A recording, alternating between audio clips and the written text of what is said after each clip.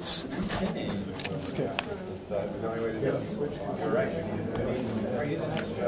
I'm doing a lot of work. Yeah, well, we'll never get that time back. Are you good? Oh, good. Yeah, what's up? And your question about what is good for individuals, or you've looked at the calculator. That's what those are designed for. So what we'll be coming out with at some point is a version of what's more like. When does that one Don't know yet. Yeah, we're aiming for August plus one, and the other is the CNU database. Right, and when those are out of the way later in the year, we'll go to the personal calculator. Are you, because that's actually when we were on a separate study. Is the CNU database available? Not all of it. Because folks in the National Housing Trust wanted to do a study with them to help them improve that locomotive.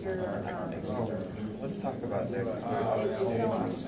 Note about that. We'll start by having you look at it. So I don't understand. Academic dialogue about all the personnel analysis, blah, blah, blah. Be back in a second. Okay, right. So there was some major policy changes over the war giving. It's hard. Yeah. Well, I have.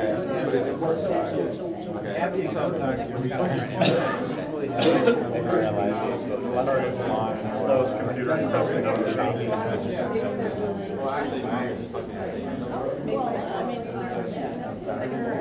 Well, it's on the screen. That's a good sign. I don't know if I can. Yeah. That's the one on the other end afterwards.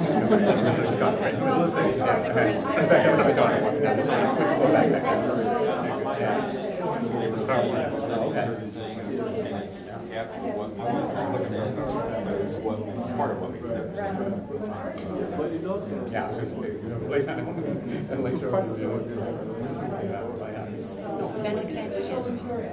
And I don't know.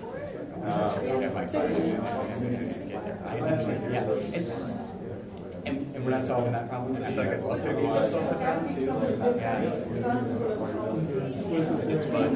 I think that's the point that we're trying to get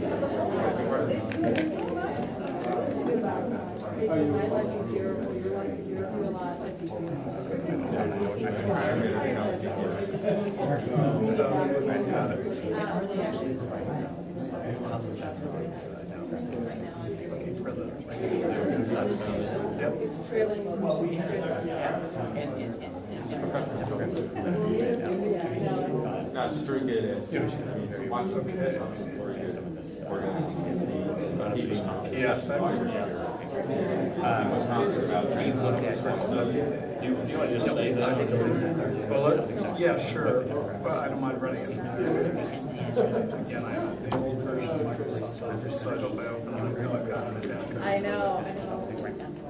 Do you have a computer? They're not doing Oh, what's that? Yeah, it says only in Yukon. There you go.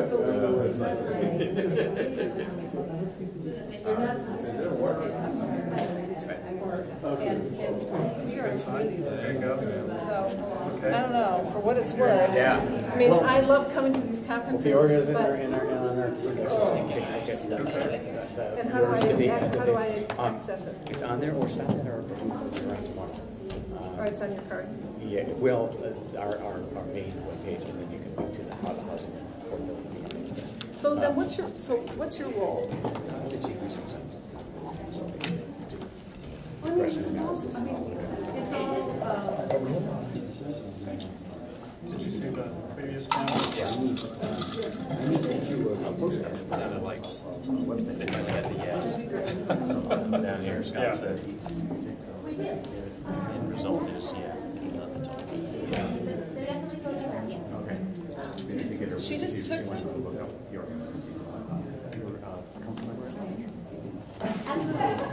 Do you have any of the agency? And I just took that. So Can you it can't go last back more to, than can you about go 2 to our hours. booth? That's good news too. We're right in, we're right in. Oh, good, you're here. Take a break with me. That's okay. Do you want to?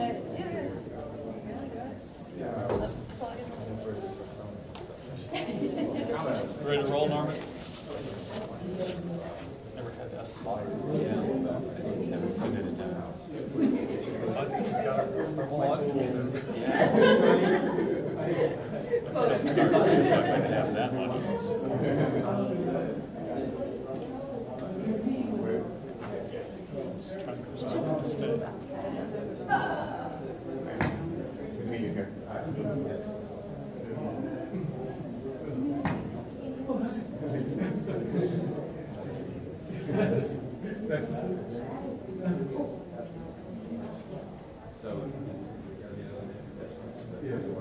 I've done this in a bar and stuff. We'll be here.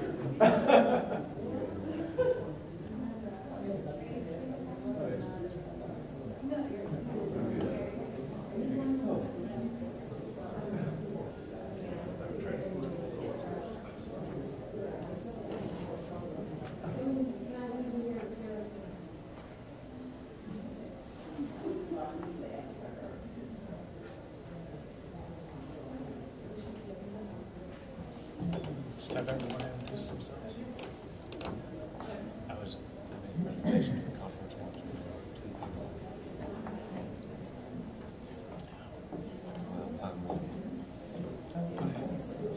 I took a class in graduate school where on the first day 3 of us showed and the other 2 guys dropped. And for the whole semester I was the only student in the class. And you think that's great, but Nice opportunity to set the curve. yeah, well, if you didn't do the reading, but it was great. It was like, being tutored at Oxford or something. Where was this at? Berkeley. I'm sure they don't manage that anymore. Yeah, I think so. Situation. Yeah. They have some in the Romans now. They do. This was under the Ancien regime. So.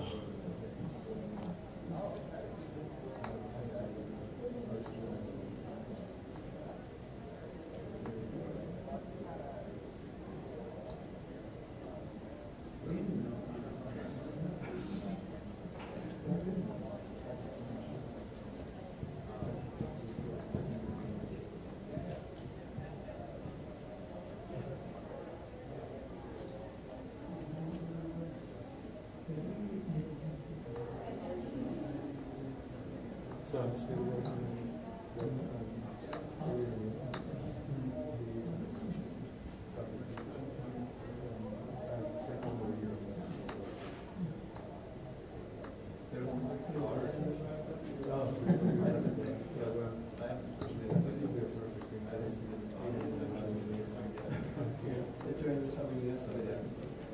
Okay, I'm just waiting for a few more people.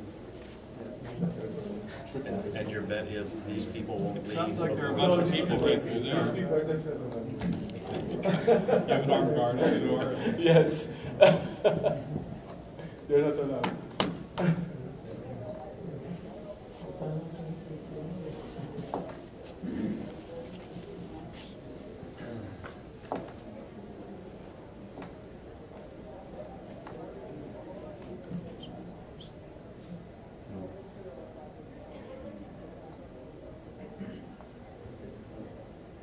Yes, they say who is here are the ones that are important.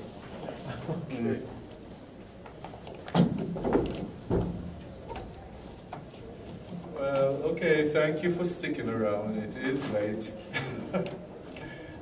So let me give you some background as to what we are trying to achieve here.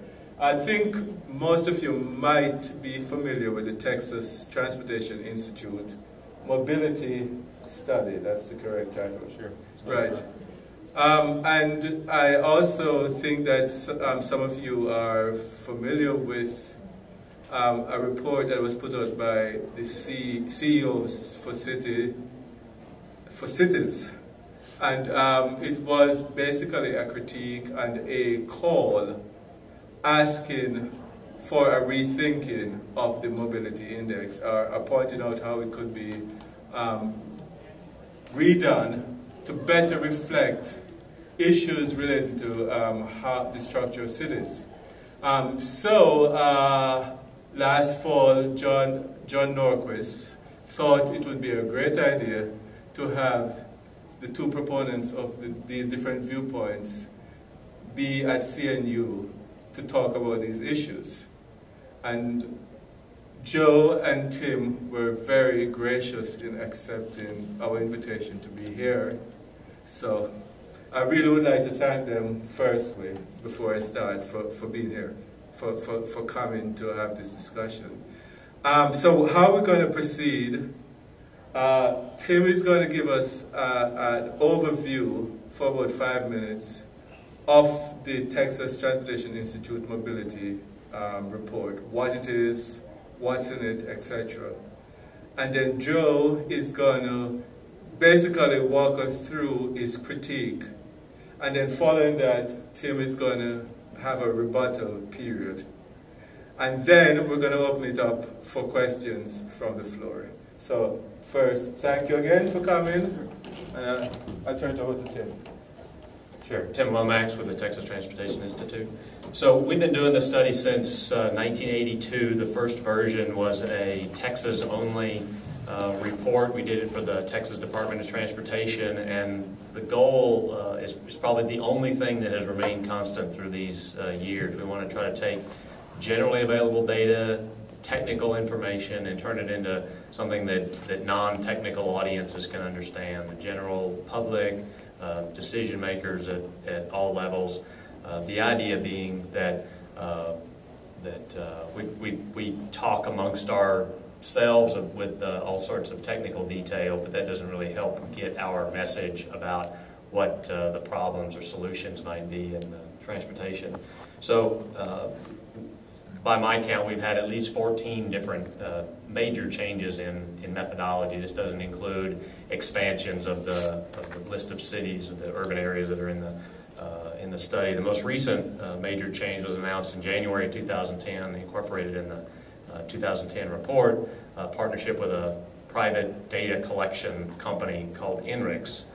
They're from Seattle. They essentially collect a lot of traffic speed information on links of major road around the country. They do this for traffic navigation, traveler navigation purposes, but they also package this up in a way that planning agencies, researchers who get access to it can use it. So we have now a 4-year partnership with them. We are privy to fairly great detail. We are allowed to report at not a great level of detail, but basically we take their speed data and map it on top of volume data obtained from federal highways and the state departments of transportation to basically get a speed and volume on every piece of major road in the country to calculate the measures that we use. Because there are many congestion issues, we have a whole bunch of different measures, and those are put to a whole lot of uses. A quick summary that Norman asked for.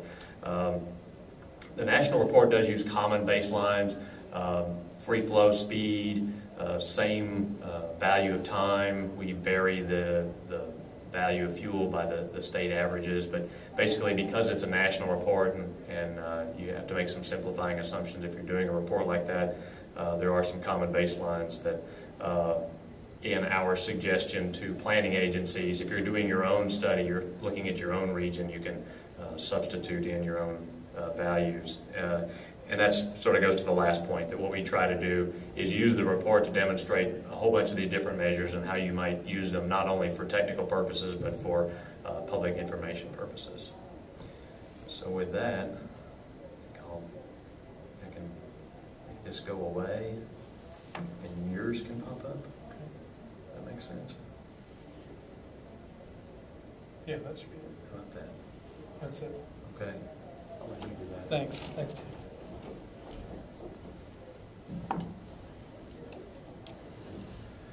Hi, I'm Joe Courtwright, and I work with CEOs for Cities, which is a national organization of urban leaders based out of Chicago, and deals really with a whole set of issues having to do with the economic competitiveness, economic contributions of cities, and has increasingly paid a lot of attention to quality of life, and in particular thought about the role that transportation plays in influencing the success of cities. And we're very much a metrics-driven organization, and you can visit our website and see a number of things we've done, including a study called City Vitals, which outlines a set of indicators that we think are good at understanding what drives urban vitality. And we, like others, have been longtime readers of the Texas Transportation Institute's Urban Mobility Report, which is de facto the most widely used, I think it's fair to say, measure of the performance of urban transportation systems. And as we looked at that report, I think we were troubled with some of the implications of the findings that were in that report. And as a result, we're led to take a much closer look at the report and its methodologies. And before I get into the detail, I want to thank Tim, because they have done a good job historically of putting their report on their web. Their findings, their detail, their methodology has been there for people to look at if they chose to. And I know that, as Tim says, their objective has been really to perform a public information role. But what I want to highlight are some concerns that we have based on the way that the report has been spelled out. And what I want to suggest to you in simplest terms is that as a guide to understanding the problems of our urban transportation systems and what to do about them, the Urban Mobility Report is a broken compass. It points us in the wrong direction. And I'll try and outline why I think that is in terms of what we think some of the conceptual problems are with the measures that it uses, some problems with the data that we found, and then conclude by talking about how we need to augment the way that we measure urban transportation to get a fair and accurate and I think helpful picture of what we need to do. And I hope this is the beginning of a dialogue rather than the end of a discussion about the best ways to come up with good measures for urban transportation systems. Let me briefly summarize some of the claims that are made in the Urban Mobility Report. It basically argues that congestion is a big problem. With the exception of the last couple of years, it's grown steadily worse over the last few decades that they've been doing the report, that it wastes a lot of energy and it costs us a lot of money. These are the numbers from the 2007 report. The 2010 report, which came out in January of this year, says congestion is a little bit less bad than they thought it was earlier. Although now, even though the number of hours of delay has gone down, the cost is now estimated to be somewhat higher. I don't know if that's just inflation, but but they're saying it's really bad. This claim, or the set of claims that are in the UMR, it gets wide distribution. It gets uncritical repetition in the media everywhere. It is a ready-made story for TV and news outlets. My hat's off to you guys there, Tim. You do a fine job of getting a lot of media interest in this. And they pick up the findings from the worst cities here, Washington and Chicago, by Tim's lights, that spend 70 hours a year idling in traffic. And I think really what this is more, though, than shedding light on the issue. What it does do is generate heat, because it doesn't necessarily tell us what's causing this problem, and it doesn't tell us what to do about it. But it is used in a very particular way in political discourse. It is used to say that we need to spend more money on transportation capacity. And I know Tim is more nuanced than that. I know he has broader views. I know he thinks there are a variety of policy approaches to responding to this grievous crisis that you see documented here. But in fact, even Tim lapses into the jargon that is generated by the Urban Mobility Report, which is, you need to build more capacity, quoted twice in an article in the Washington Post when it came out. So, irrespective of, I know, Tim's intellectual nuance here, the way this report gets used is to beat the drum about spending more money on more capacity everywhere. And I think that's fundamentally not a helpful message, because it doesn't really tell us what the nature of the problems are, or really what we can do about them. let me focus on a key concept on which the Urban Mobility Report is based, something called the Travel Time Index. And it's the way they measure the extent of congestion in each of the large metropolitan areas in the United States. And the TTI is simply a ratio measure of the amount of time it would take at free flow traffic speeds compared to the amount of time it actually takes in congested conditions. So that if you had a typical commute trip of something like 25 or 20 minutes in uncongested period, and that same trip on average took 25 minutes during the peak hour, then you would regard that as a travel time index of 1.25, which is just the ratio of those two measures. And that would be, in some respects, a useful measure for grading cities and how well their transportation systems work. But for the fact that trips and the distance of trips varies substantially, not just across neighborhoods, as we heard in the previous panel, not just across people, but across metropolitan areas. And so it's not a reasonable basis for making comparisons, at least by itself. So let me give you an example of two cities. One that the Urban Mobility Report says is doing very badly, and another one that says it's doing pretty well. Those are Charlotte and Chicago, which just happen to be adjacent to one another alphabetically, which is why we picked them. The travel time index for Chicago is 1.43, which is among the highest. The travel time index for Charlotte is 1.25, which is about average, maybe a little bit below average. The commuters in the two places actually face exactly the same number of minutes of delay, according to the Urban Mobility Report, just slightly less than 10 minutes. But the folks in Charlotte, as it turns out, as you can see from the numbers here, spend about 16 minutes per day, per person, every day, every commuting day, every year, traveling in peak hour traffic because they travel almost 50% further. And that is not a set of factors that is reflected in the Urban Mobility Report as it's presented and described. So cities that have really compact development patterns, even if they have the same number of minutes of delay, are portrayed as having a far worse problem by the Travel Time Index. In essence, the Travel Time Index, as it's structured, penalizes compact cities. Because if you hold everything else constant and increase the average trip length that people take, that improves your travel time index score. Now that matters, as I said, because travel distances vary substantially among cities in the United States. When you look at the broad average of the Urban Mobility Report and sort of back out how much time it says we're spending in peak hour traffic, the typical resident of a large metropolitan area in the United States spends about 200 hours a year in peak hour travel. But in the best performing cities, travelers travel about 40 hours per year less than that. And in the worst performing, they travel about 40 hours more. So you obviously want to know which are the cities that have the least total travel time in peak hour compared to the ones that don't. And it turns out the ones that are the best performers uniformly are the most compact metropolitan areas. And I have copies of our full report driven apart here. It's the green document in the front that's spilled all over the front. But this chart shows you, for each of the 50 large metropolitan areas in the United States, the total amount of travel time in peak hour periods by metropolitan area. And you can see at the top are these sprawling, newer developed metropolitan areas, Nashville, Oklahoma City, Birmingham, Richmond, where people are spending 240 hours a year or more in peak hour traffic. And at the bottom of the list are older, more compact metropolitan areas. Chicago was the lowest, New Orleans, Milwaukee, Sacramento, Cleveland, New York, where shorter travel distances enable people to spend less time traveling. And the difference that's attributable to the longer trips is shown as the shaded amount in each bar. And it turns out that that as a cost, a time cost for Americans, is cumulatively bigger than the delay estimates that are presented in the Urban Mobility Report. Now, in the earlier panel, you heard a lot about robustness. And one of the questions that we had about the Urban Mobility Report is, are the findings about this worsening congestion problem robust, in the sense that can you verify them with other sources of data? So we looked around at a couple of different sources of data. The key claim of the Urban Mobility Report is the total amount of peak hour travel time, the peak hour delay, has more than doubled since 1980. And if that were true, you would expect the average commuting trip of the average American to get longer because they're spending more time in delay.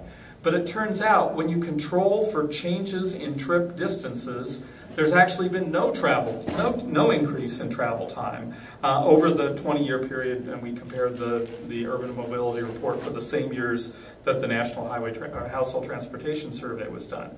So it turns out that you can't corroborate this claim that it's much worse than it was 20 years ago by looking either at the Household Transportation Survey data or by looking at the pattern of changes across metropolitan areas. You would expect that if they got the model right, that they're able to predict the increasing delays should result in increasing commuting times for people by metropolitan area. Turns out, and we've spelled this out in the study, there's very little correlation between their estimate of how much worse delay got and whether people were actually traveling greater amounts of time in each metropolitan area.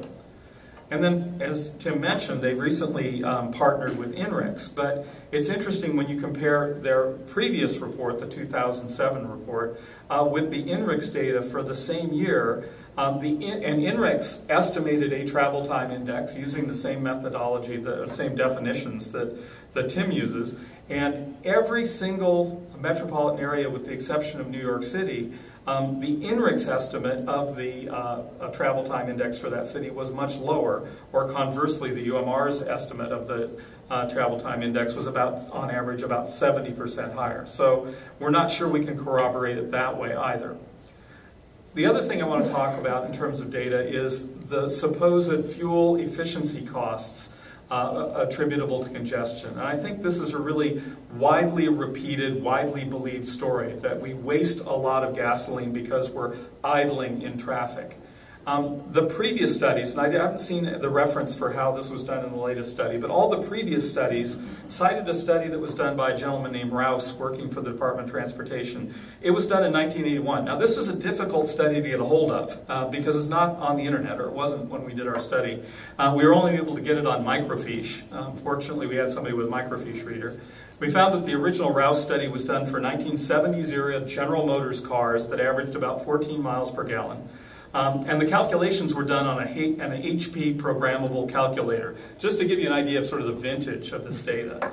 And the estimates that they did basically were only for fuel economy for vehicles traveling at city speeds, that is under 35 miles per hour. But the UMR's model extrapolated that result out to the full range of speeds. And essentially it implied that the faster you went, the more efficient your car became. And we know that's simply not true. And specifically, the study warned that the data was not valid for travel speeds of greater than 35 miles per hour. So we think that there are serious reasons to question the claim that there are big energy costs associated with congestion. In fact, a very good argument can be made that modest levels of congestion that slow traffic down from above 60 miles per hour or above 50 miles per hour down to about 45 miles per hour actually improve fuel economy because vehicles are more efficient at those somewhat lower speeds. But that needs to be netted out if we're going to understand the fuel economy effects. The other thing that I would note is, while the study tends to say that things are perpetually getting worse, it actually conceals the fact that some cities are doing much, much better than they were. If you take the Urban Mobility Report and look at its rating for the city of Portland, for the Portland metropolitan area, for 1982 and for 2007, it says basically that congestion got about 3 or 4 times worse over that period of time, as measured by the travel time index. Travel time index increased from 1.07 to 1.29. But if you look at the actual data about trips and trip lengths, it turns out that the average amount of time that people spent traveling in the peak hour actually declined by about 10 minutes, according to the numbers generated from the Urban Mobility Report. So things actually got better, and the reason is average trip lengths declined by about 3.5 miles per person per day. So again, compactness, if you can drive shorter distances, you get travel time savings. That's not reflected in the Urban Mobility Report the way it's done. And we haven't done the full analysis of the latest version of the UMR, but we've looked at some of the data in it, and we find the same kind of problems. And again, I'll just compare Portland, Oregon, Nashville, Tennessee. The Urban Mobility Report says that the TTI, the Travel Time Index, is worse in Portland than it is in Nashville. But folks in Nashville are spending about 75 hours more per year in peak traffic than are their counterparts in Portland, essentially because of sprawl in those areas. Now, we think that it's time, given the improved information we have about transportation systems, the continuing importance of this as a policy issue, to think about developing a set of measures that is better, that is more broadly reflective of the way our transportation systems work. And we have a set of criteria that we spell out in our report for what we think those measures should have. We think they need to talk about access to destinations. It's not just about travel time. It has to do with what can we reach. Transportation is not an end in itself. It's a means of achieving other objectives, and we need to have measures that reflect that. We need to explicitly put land use and trip distance into our formulas. We need to incorporate better data, not just INRIX, but there are a multiplicity of other sources that we can use. As much as Tim and I know I am are proud of the work that we've done, I think this is a subject that merits a much broader debate. It's not something that should be in the hands of any one researcher. It should be an open source process, a community-owned process where there can be a lot of debate, a lot of deliberation, a lot of testing of the various approaches. And that would definitely improve things. And I think ultimately the aim here has to be not just to beat the drum about how awful congestion is or how awful it seems, but to provide policymakers with a reasonable basis for understanding the nature of the problems that are being caused and what we can do about them. And I think, unfortunately, as the Urban Mobility Report stands right now, it doesn't help policymakers do that.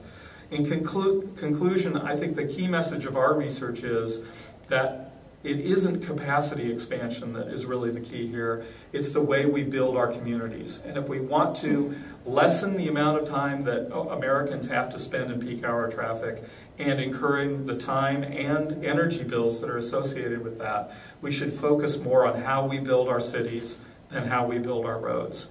And we ought to have a set of measures that helps us understand that problem going forward. Thanks very much.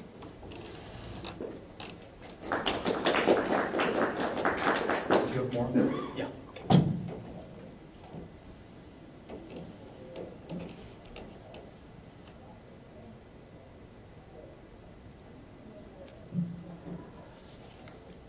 So you just heard about a massive conspiracy. I hope that if no other thing that you learn from this, you will find out that I am not clever enough to pull this off. Okay, 20 years, this big conspiracy has been going on.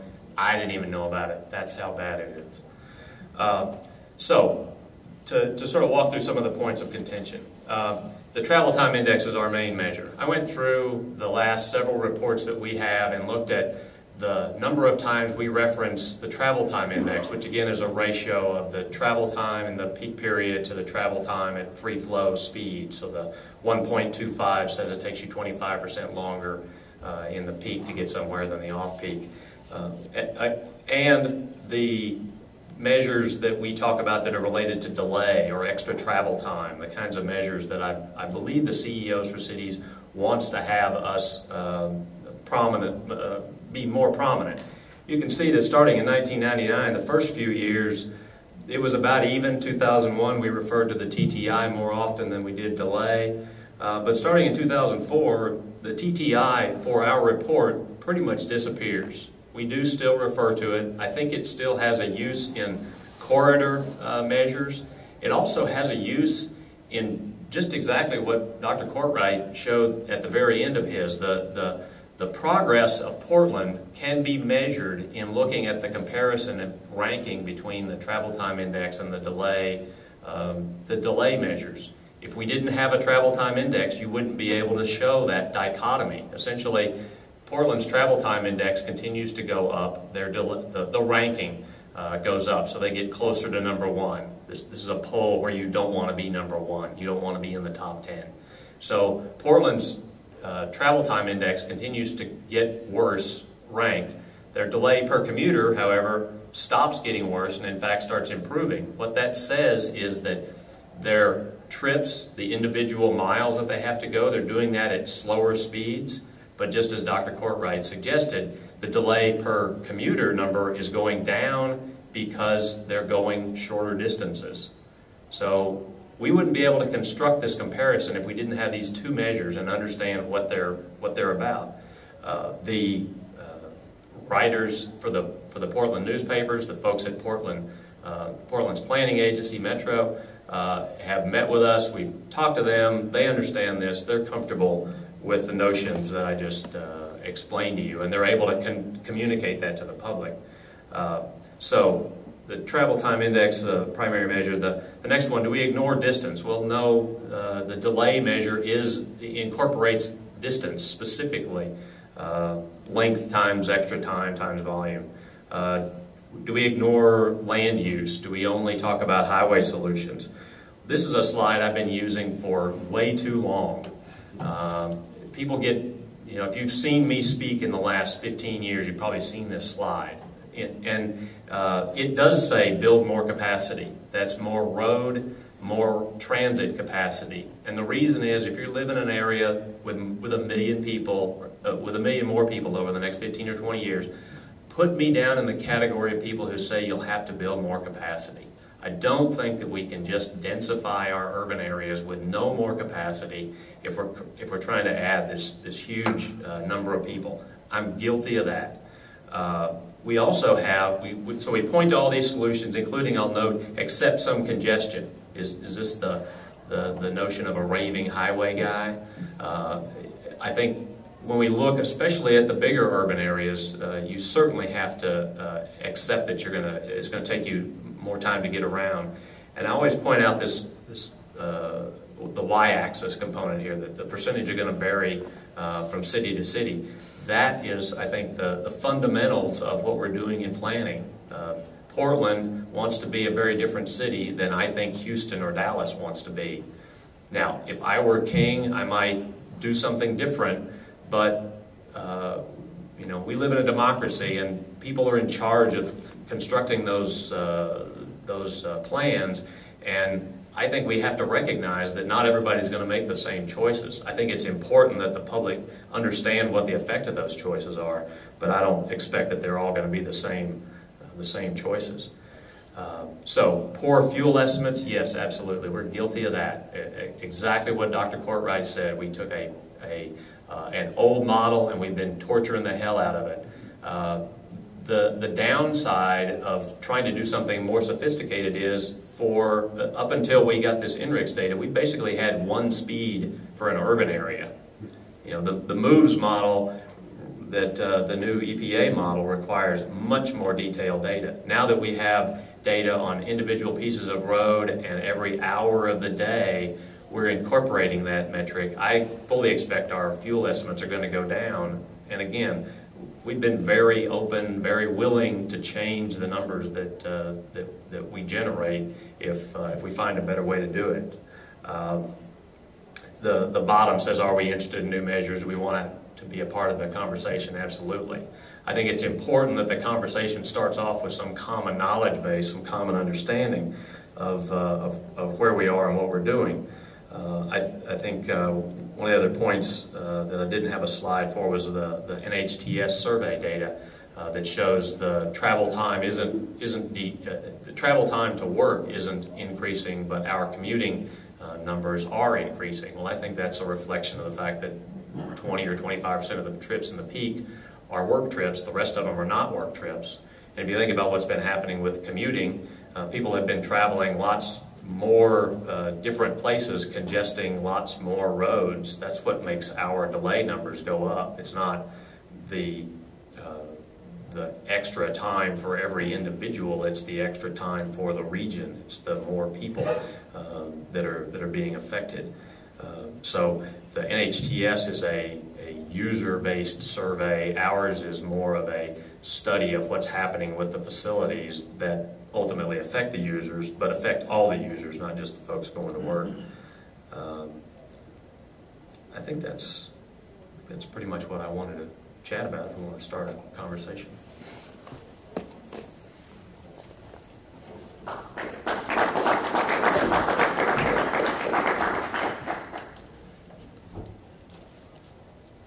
Well, one thing that really struck me about the presentations was the point that Tim makes, that Portland is a different type of city from Houston.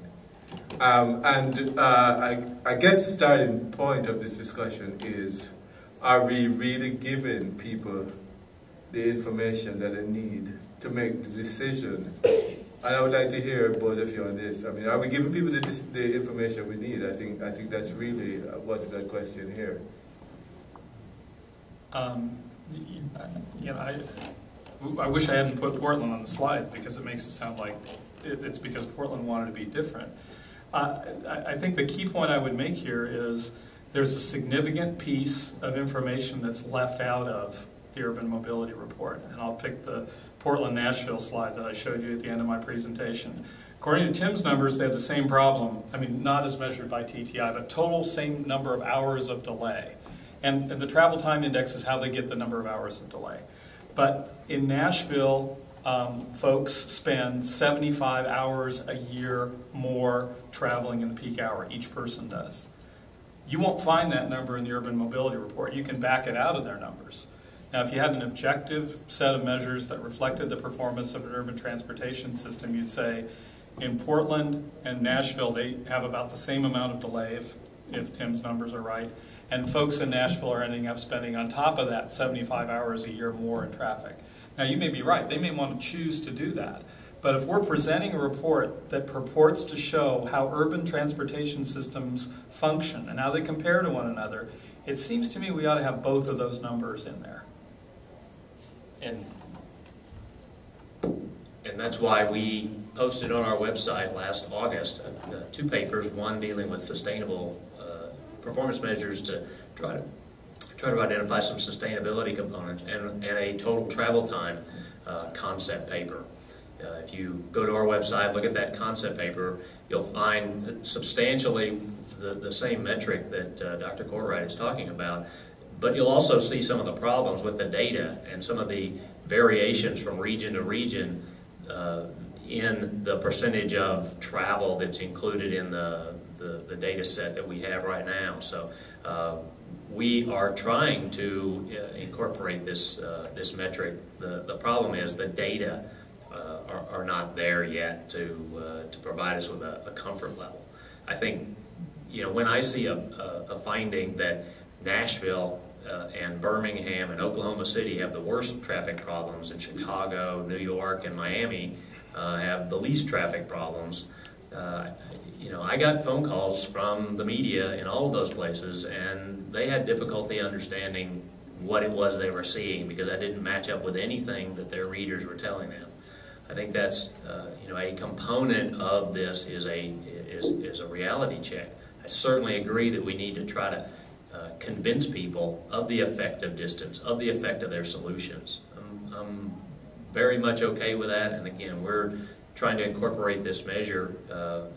Again, we started a year before the critique came out in developing the measures, but you know, I think more dialogue is needed about the data.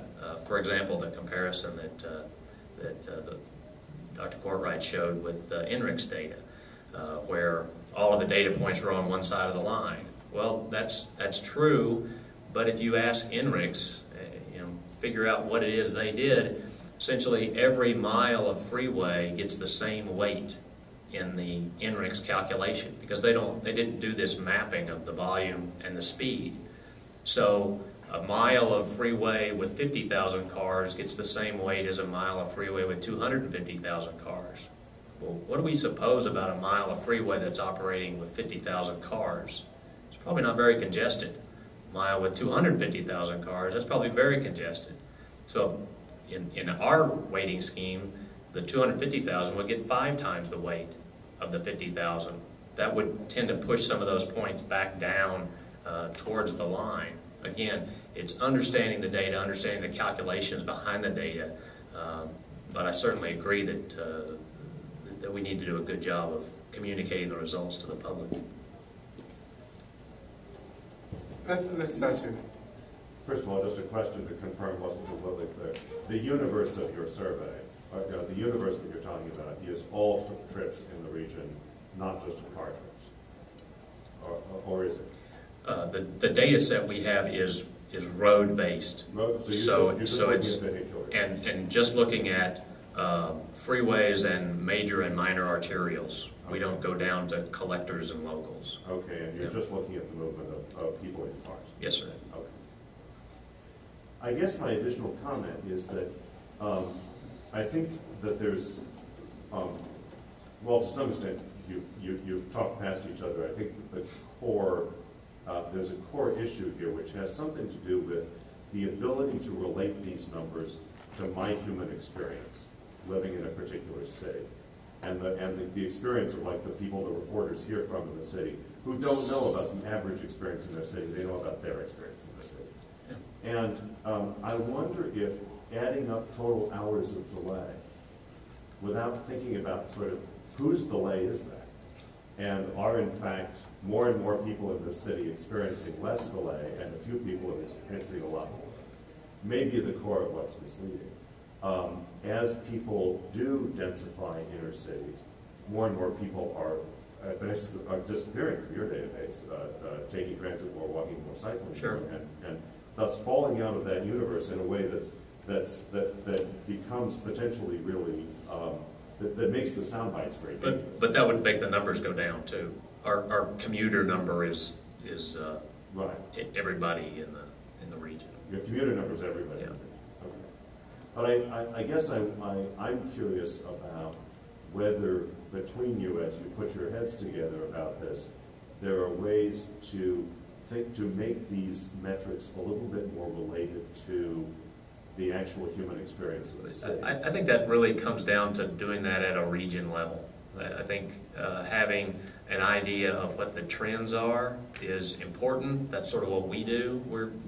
You can think our niche is the second slide in everybody's presentation. Mm-hmm. Okay, that doesn't get to your level of detail. It doesn't get to the solution set that we want to. It characterizes the problem. It characterizes how much worse the problem's getting, or better because of what we've done.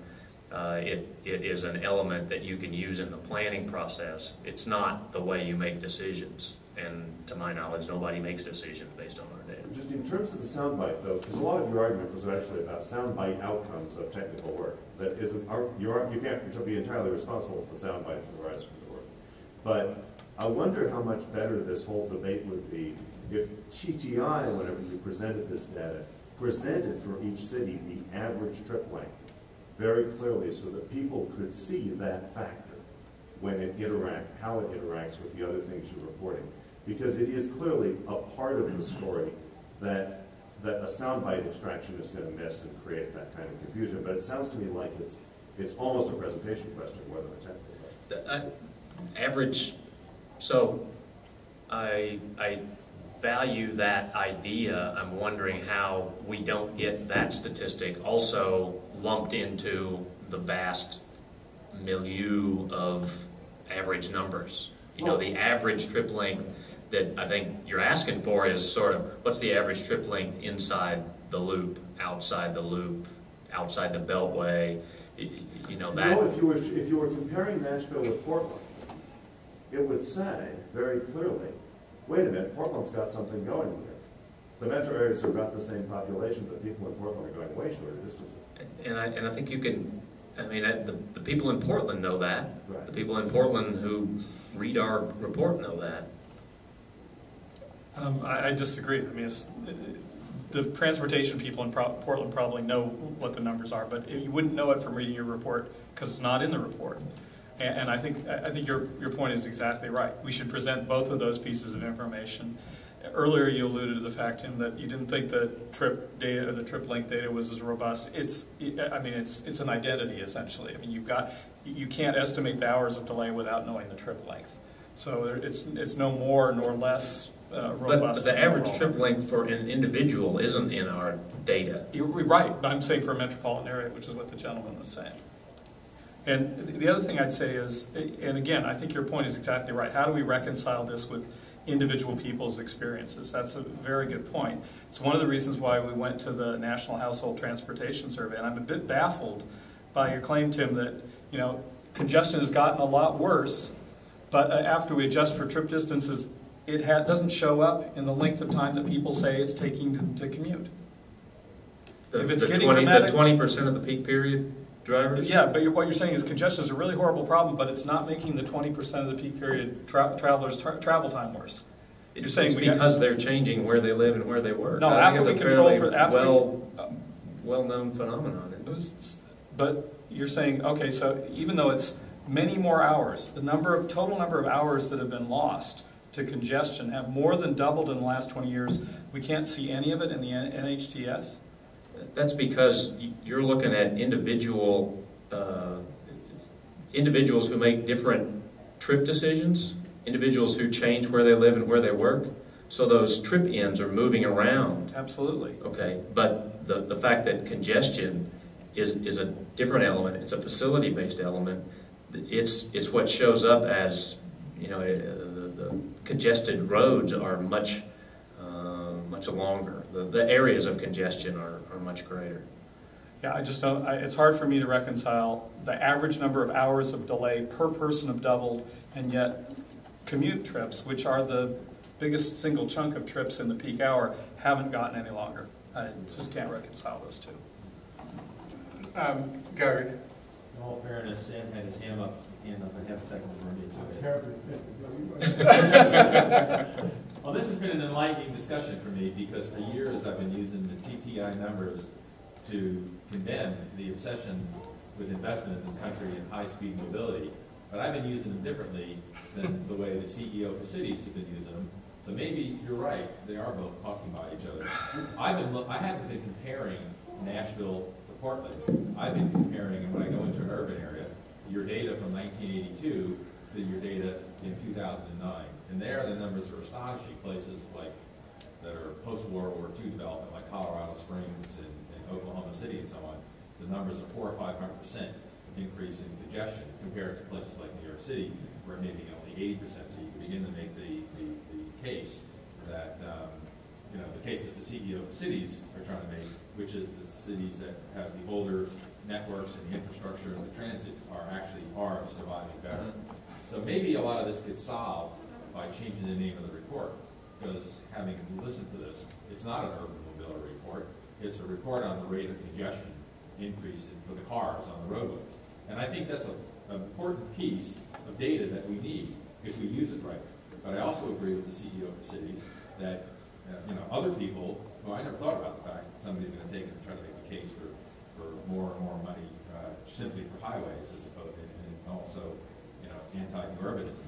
So, yeah, I think you need to continue on doing this, but properly frame it so that it's not an urban mobility report. It's a piece of the picture, and I think you almost need to put these caveats on these things so that the Wall Street Journal and other folks that want to promote highway building don't draw those conclusions. I think well, I know I am never surprised at how our report gets used or misused. I have been doing this for a long time, and it doesn't matter. The caveats really, in some sense, get lost for the people who don't read the report. For the people who want to push a solution, there's nothing we can do to keep them from pushing a solution. And people from all points of the spectrum have used our report to prove their point. Tim, I don't know if I agree with that, because I mean, and 3 I days ago I would have thought differently. But you know, having gone into your report dozens of times, those caveats are buried in there somewhere. And so I really do think perhaps the CEO for cities has a point here that, and maybe this is what you're being paid for by USDOT too. Maybe this is beyond the scope of what you're doing. Maybe you're only told to measure a slice of this urban mobility. We're not told to do anything. Those caveats, you know, shouldn't be buried on page 56 in fine print like they are in the newspaper when they retract the story. They really need to be way up front. That this is a report simply of a small slice of the mobility. Can I just dive in here, because and I take Tim absolutely his word here. I don't disbelieve him, and I'm not alleging there's a conspiracy. I'm not using the conspiracy word here. I think any piece of work that is a product of one person or one institution is going to be colored by whatever their perceptions are. Our work is, your work is, and that's why I would argue that we need to open up this process and engage and have a real good debate about what the appropriate set of metrics are, and that we put them out there, you know, as a group and do it in a, you know, in a collegial way. But at this point, it's, you know, like you said, you've put this report out. You know exactly how it's used every year. It's no big surprise. Go ahead, sir. Just to finish, if we can work together to figure out what caveat you want us to put in, I'm open to that. You talk to the guy next to you. He's paid to do that. My name's Sam Seskin from C.H. Hill, and I'm thinking that now back to the amazing talk we heard on Wednesday night from Professor Cronin. And he had a slide up there which I'll sort of metaphorically call the Russian nested dolls. You know, he said, you know, we've got ways of thinking about landscape, and every time we look at a piece of the landscape, we can open it up and find a bunch more pieces inside that, and we can open it up and find a bunch more pieces inside that. And I think that's a wonderful metaphor for the challenge that we're talking about tonight, which is what do you see in data? You know, what do you see in data? You know, statistics never lie, but liars use statistics. We all say this all the time. I mean, I could parse stories listening to the statistics you put up there tonight and say, are shorter trips really a measure of compact cities, or are they a measure of jobs that are decentralized from the city centers out to the suburbs? And is that really the same thing, or is that a different thing? And we could argue about this forever. But I still see a lot of truth in both your positions, and so that little editorial aside, I actually have a question I want to ask, which is if you were asked to describe a small number of ideal transportation statistics that you would equate or want to use to measure livability, what would they be? Because that's a buzzword thanks to our three agencies at the federal level, partnerships, and DOT secretaries. Everybody's using this word. We'll be tired of it in 2 years, but we're not yet, you know. So what would each of you say would be, I'll say, 1 to 3 favorite measures of livability vis-a-vis transportation and statistics? One thing that I've thought about is the previous session, the housing and transportation cost. In my head, the livability should also include school cost, because I think if you look at why people are making decisions that they are, it's my son is close to getting out of college. While he was in school, I was really concerned about what the quality of schools were, and I live in a small town. Friends of mine who live in big cities, moved out of their cool apartment that was right next to the baseball stadium and right near the basketball arena when they had kids, because they couldn't see spending the money to send their kids to private school, and they didn't like the public schools, so they moved to the suburbs. I think we got to include schools into our models, into our predictive tools, because that's what people are making their decisions on. So I'd make that pitch. I think generally we should be moving away from measures of mobility. As an economist, transportation is a transaction cost. It's a cost we incur to get other stuff. And we should be thinking, instead of mobility, we ought to be focusing on accessibility. How easily can people get the things they want, and that includes schools. I think a really exciting measure that's out there is walk score. Not because it's perfect, but because it's ubiquitous, it's free, and it's pretty darn illuminating in terms of teasing out differences in accessibility among places. I think there's a lot more that could be done with that type of measure to think about the way urban systems function. And on the schools, I agree with the schools. That's clearly a factor, but it's tragic that we are prompted to spend more and more money on our transportation system instead of fixing our schools. And again, I'm with CEOs for cities, and our agenda is how do we make our cities work better, and building a bigger transportation system so people can travel further and be easier to get to the good schools is not, I think in our view, a sustainable solution to that problem. Here's a gentleman in the back. You had a comment or question? Well, I had a comment about, I might have already answered, but I'm thinking about how I'm not really counting in the mobility report, because I live in San Francisco, I work in Oakland, and I take part, and I don't see any congestion. It takes me 18 minutes every day to get to the same point.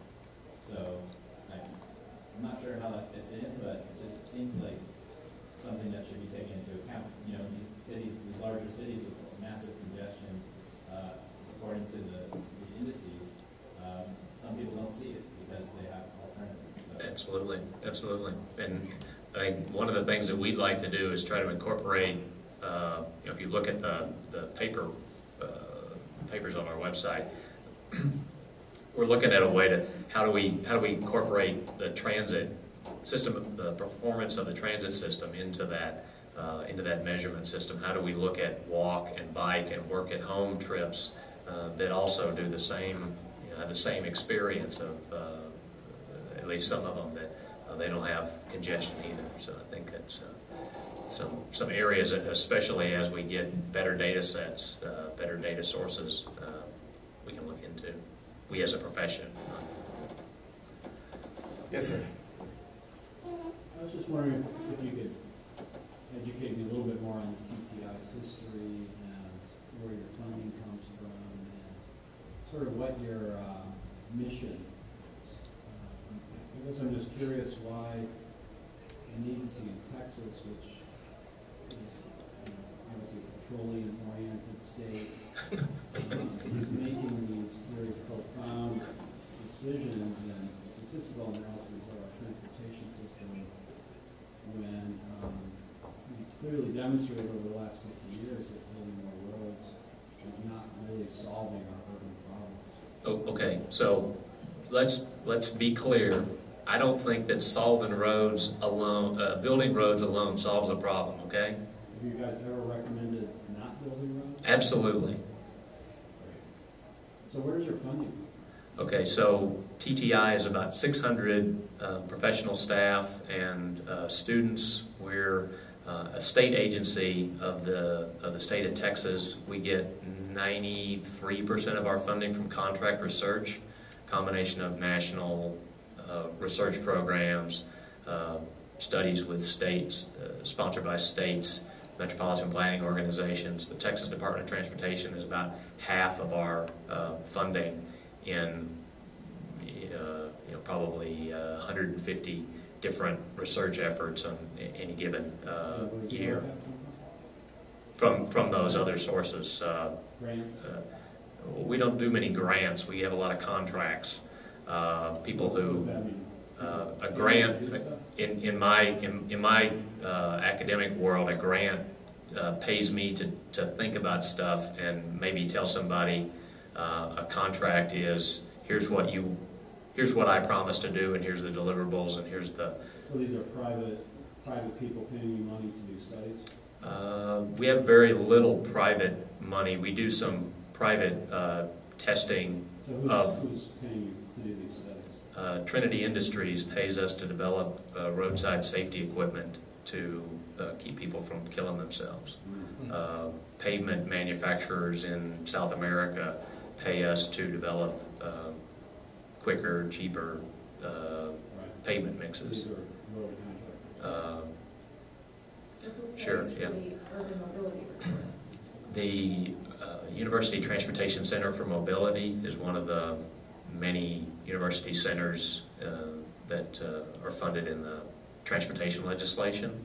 They provide a substantial part of the funding. We also get funding from the American Road Transportation Builders Association and the American Public Transit Association.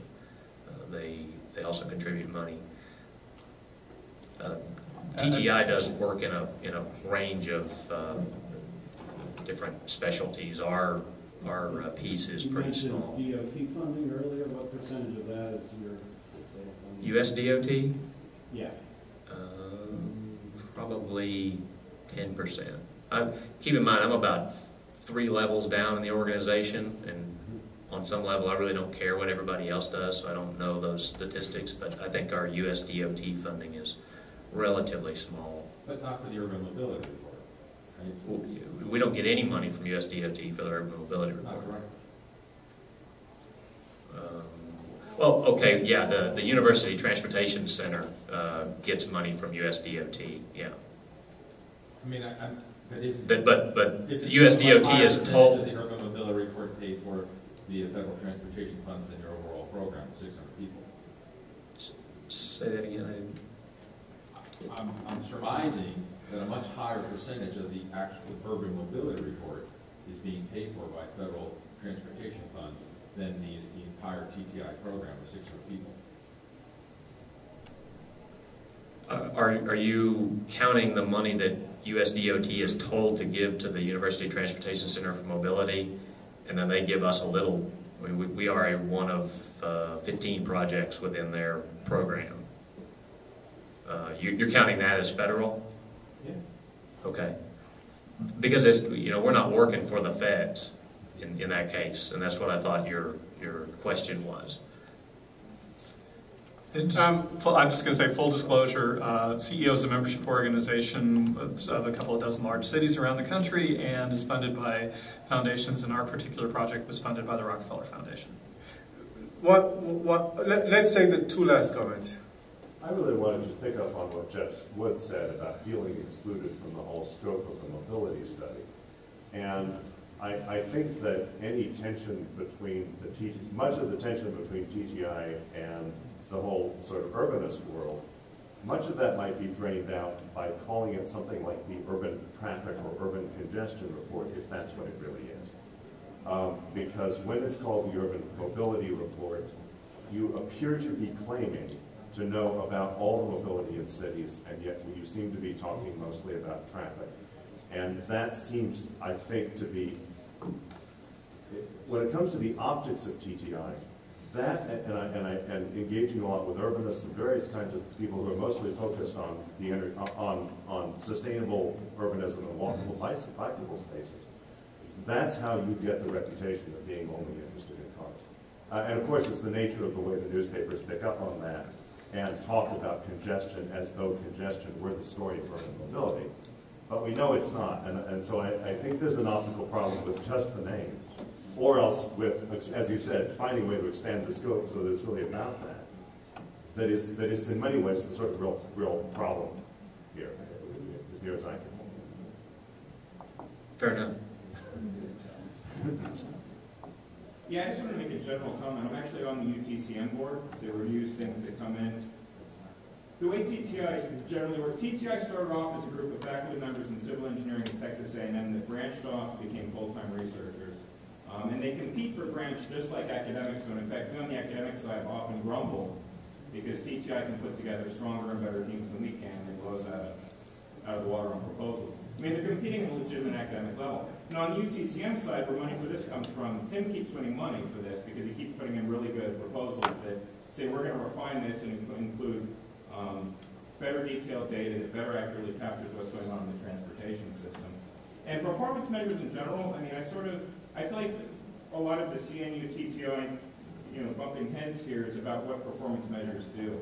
I mean, they're just an indicator of how a system performs. They're not objective per se. They're sort of one aspect of the system, right? And you can't treat them as objective. They represent a particular set of values. So the question is, what are the set of values we want to have? And the CEO for cities brings a very valid point to the discussion, which is we do want to value multiple modes of transportation within the city. TTI captures highway travel and its effects, but they're getting better and better and better about capturing multimodal dimensions. And a lot of the grants that's been coming through has been trying to capture this. I believe you've got a transit equivalency index that's been included in recently. These sorts of things that are intended to capture this. But performance measures are a tool we can use to advocate for or against different types of solutions. I mean, it's cool actually that you're starting to have these different dimensions of the discussion come together, and that at 10 o'clock at night, people care about how performance measures are operationalized. And there are drinks to be had. It's well after 10 o'clock at night, and I applaud you all for being here, but I think you're here because it's a reflection that this discussion about congestion, about traffic, is one of the most important things that we can discuss at CNU. Because that is what is driving a lot of the problems that we have about trying to remake cities. So I'm going to put in a plug for something that is half-baked as of yet. Don't look at me like that, Lucy. We are planning a transportation summit for Burlington, Vermont, next fall of next year. And as I see it right now, I think this issue of finding better ways to talk about what is important to measure in terms of transportation. And some of the other things that we do, like how we model transportation, that's going to be the theme of the meeting. So I would like to invite you all to think about coming to Burlington in the fall, in leaf peeping season, so that we can work on these issues. And I would again like to thank Tim and Joe for being here, and I'm sure they will be glad to talk more about some of these issues over beer. So thanks very much.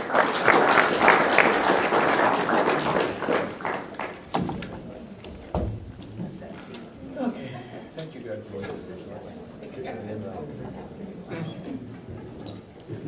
Thanks.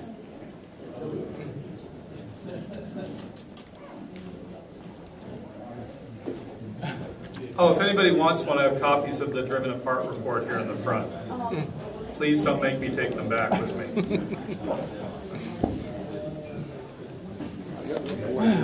That was good parachute.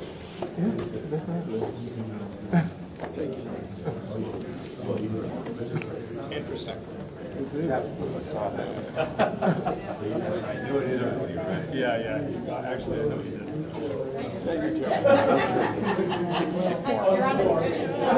I'll take another one. I got a briefcase too.